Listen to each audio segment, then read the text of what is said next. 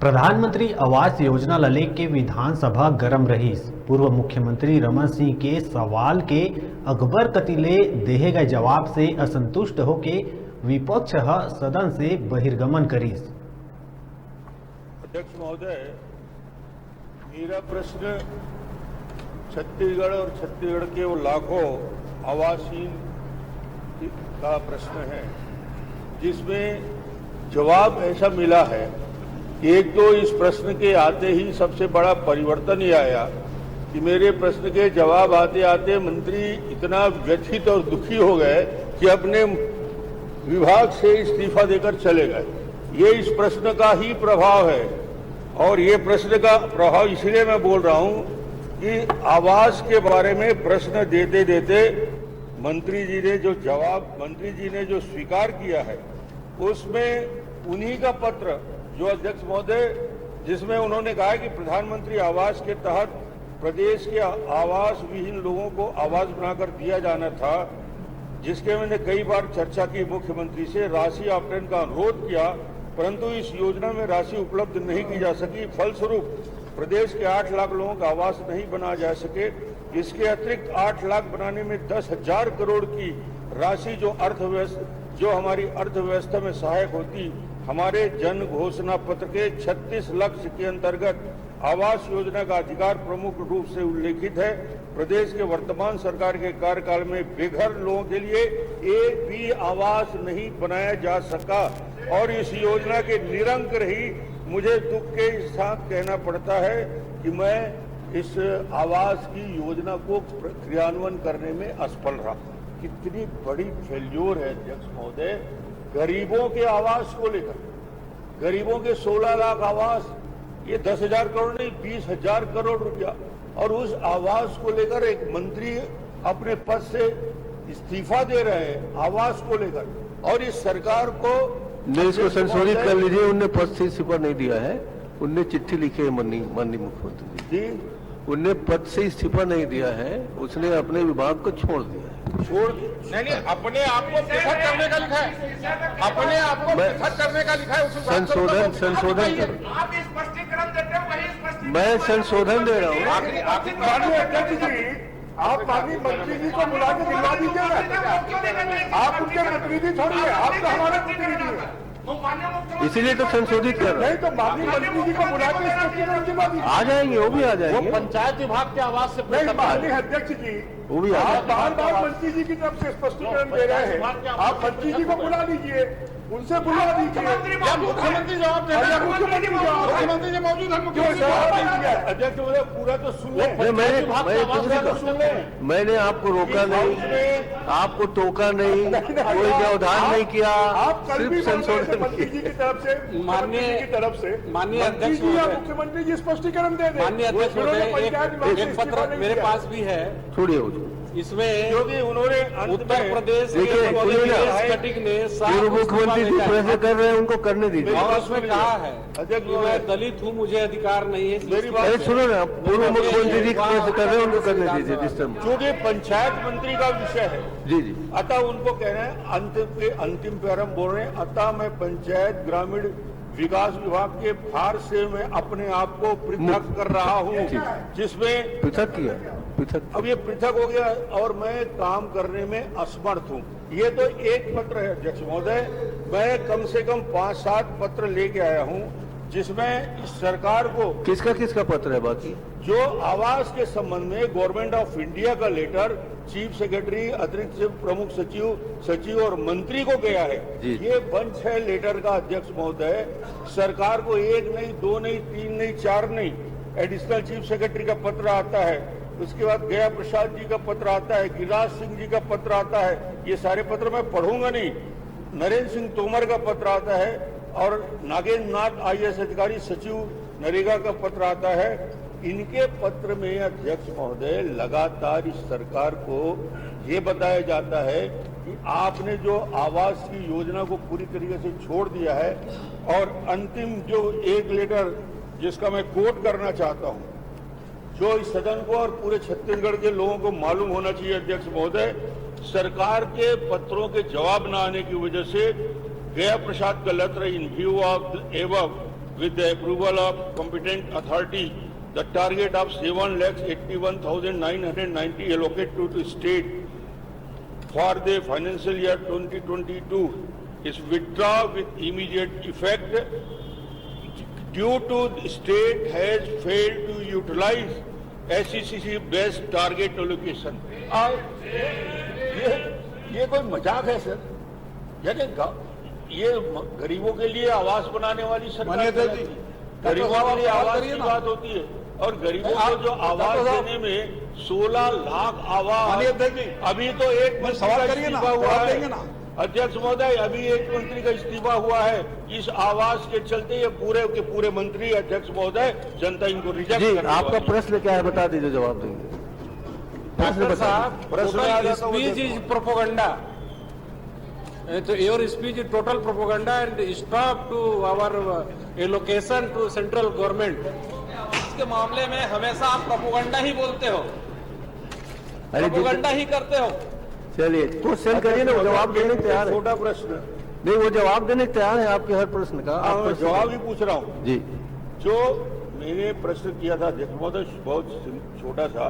प्रधानमंत्री आवास योजना अंतर्गत वित्तीय वर्ष 19-20, 20-21, 21-22, 22-23 कितने आवास स्वीकृत किए गए, कितनी राशि का प्रावधान किया था? अब जवाब देखिए आप, पैरा में ये जवाब दे रहे हैं अध्यक्ष में 16-17, 17-18, 18-19 का।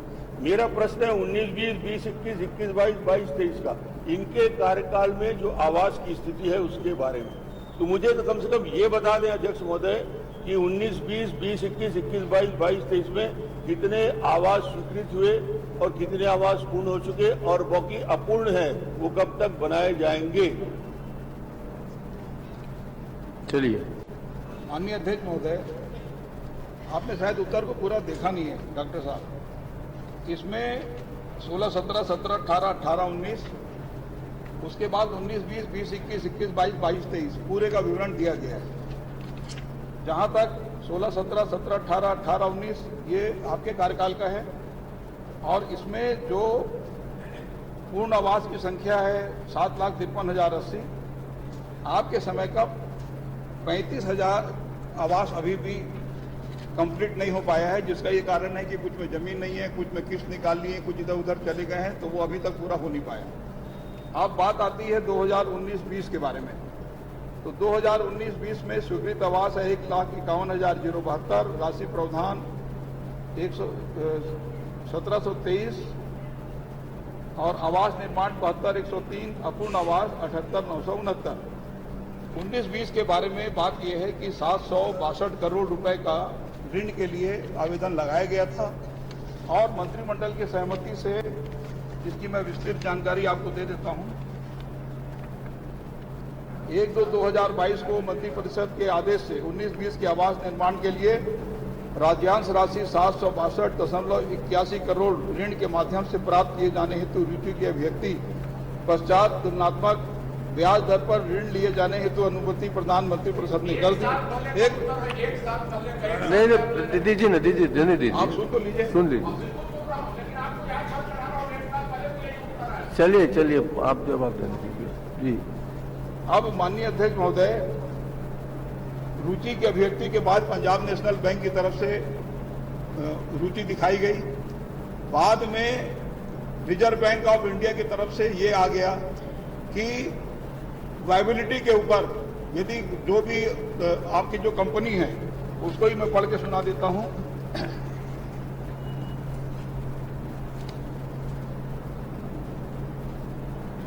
Term loan should be sanction only for corporate bodies. अब प्रधानमंत्री आवास के लिए जो कॉर्पोरेट बॉडी बना हुआ है वो उसका कौन सा आय का साधन होगा कि वो अपने आय से और उसको स्टेट बजट से आप दे नहीं सकते। तो रिजर्व बैंक की तरफ से इसमें अड़ंगा लगा कि आप लोन नहीं दिया जा सकता। दूसरी बात ये है कि बार बार इनका कहना है कि पूरा नहीं करते, तो ये हमारा जो भारत सरकार की तरफ से पैसा लेना बाकी है उसको दिलाने के बारे में आपकी तरफ से क्यों पहल नहीं होता? क्या राज्य की जनता को यदि आवास मिलेगा तो उसमें दिस इज पॉलिटिकल भाषण, आइए मत, दिस इज पॉलिटिकल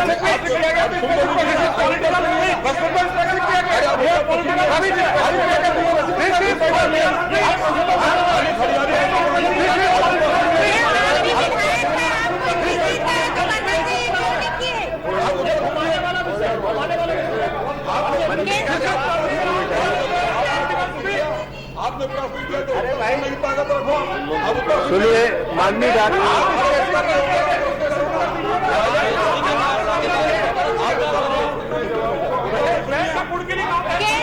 अच्छा बैठ जाइए आप लोग, बैठिए बैठिए बैठिए। चंद्राकर जी, चंद्राकर जी, चंद्राकर जी, हरियाली आंसू की जरूरत नहीं। आप उत्तर सुनिए, माननीय अध्यक्ष उत्तर सुनिए, चंद्राकर जी आप सुनिए, चंद्राकर जी आप सुनिए। बोलने से क्या होगा? मैं खड़ा, प्रधानमंत्री आवास हम लोग दिला रहे हैं। एक मिनट मैं खड़ा हूं, आप लोग बैठ जाइए। माननीय पूर्व मुख्यमंत्री जी पूर्णतः सक्षम है सब प्रकार से। अब वो प्रश्न पूछ रहे हैं, उत्तर माननीय मंत्री जी दे रहे हैं। बाकी सदस्य लोग उनको डिस्टर्ब न करें, वो अपनी पूरी सक्षमता से प्रश्न कर रहे हैं। अध्यक्ष वो लोग भी डिस्टर्ब ना करें, अध्यक्ष मंत्री लोग भी डिस्टर्ब ना करें, बार-बार मंत्री को खड़ा होने अध्यक्ष मंत्री लोग भी डिस्टर्ब मत करें। अभी एक माननीय मंत्री जी मंत्री जी को आप करने दीजिए ना, आप उनको प्रश्न करने दीजिए, उत्तर भी आने दीजिए। उत्तर अभी आया नहीं है, बीच बीच में मत। उत्तर आ रहा है, उत्तर सुन लीजिए उसके बाद। अध्यक्ष आप क्या अध्यक्ष बोल रहे हैं? अब मेरी जानकारी में हम दोनों एक ही जिले से हैं, आसपास हैं, दोनों निपट लेंगे, मुझे पता है। अध्यक्ष महोदय, आप एक मिनट डॉक्टर साहब, आपकी जानकारी में आया है जब बात, हाँ। और गरीबों के लिए है, छत्तीसगढ़ के 16 लाख से ज्यादा गरीबों का है, उसके लिए जवाब ये पूरा छत्तीसगढ़ सुन रहा है इस जवाब को। और 16 लाख आवास जो 10 जिसमें से आधे बन चुके हैं, जिसका पहला किस्त दूसरा किस्त, मैं प्रश्न में आ रहा हूँ, आइए ना, वो उत्तर पूरा सुन लीजिए उनका। माननीय अध्यक्ष महोदय, 762 करोड़ के ऋण के बारे में जब हमने प्रक्रिया प्रारंभ की, बैंक ने इंटरेस्ट दिखाया, उसके बाद रिजर्व बैंक ऑफ इंडिया की तरफ से अड़ंगा लगा कि कॉर्पोरेट बॉडी अपने स्तर पर लायबिलिटी देखे और उसके आधार पर पेमेंट करे। अब भारत सरकार की तरफ से इस प्रकार का अड़ंगा लगेगा तो कैसे बनेगा? दूसरी बात यह है कि हमारा जो जीएसटी का पैसा है और अन्य मदे को जो पैसा है भारत सरकार देती नहीं है, तो भारत सरकार से मांग करने के बारे में आप लोग पहल नहीं करेंगे। माननीय यहाँ पे हरियाली आंसू बहाएंगे आप लोग। प्रधानमंत्री आवास का है, मकान जीएसटी का मकान मिले तो किसने मना किया है? प्रधानमंत्री आवास का जीएसटी का आप बेटा तो सुनिए,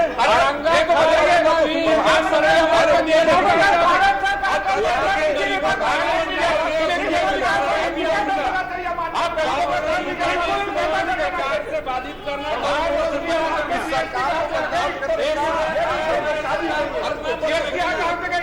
गरीबों का आवास बने की इनको गरीबों का आवास बने जवाब आ रहा है 19, 20, 21, 22 वर्तमान में क्या स्थिति है? अरे मैं आगे आ रहा हूँ ना, अभी 19-20 से मैं आगे बढ़ूंगा। मामला जो छोड़ करके जीएसटी में जा रहा है। अरे जीएसटी के मंत्री तो जाकर के दिल्ली में बैठे हुए हैं। अरे अकबर जी, सुनिए तो, इस सरकार के मंत्री जीएसटी वाला उन्होंने हाथ उठा दिया है और जाकर के दिल्ली में बैठे हुए हैं। जवाब आ नहीं है। माननीय अध्यक्ष महोदय, जवाब आएगा भी नहीं, हम मंत्री को जवाब नहीं दे पा रहे हैं। हम सदन से बहिर्गमन करते हैं मंत्री के उत्तर से। आज रमन सिंह जी कमजोर हो गए क्या? धर्मलाल सिंह जी बाइकआउट करवा रहे हैं। डॉक्टर विजय जायसवाल।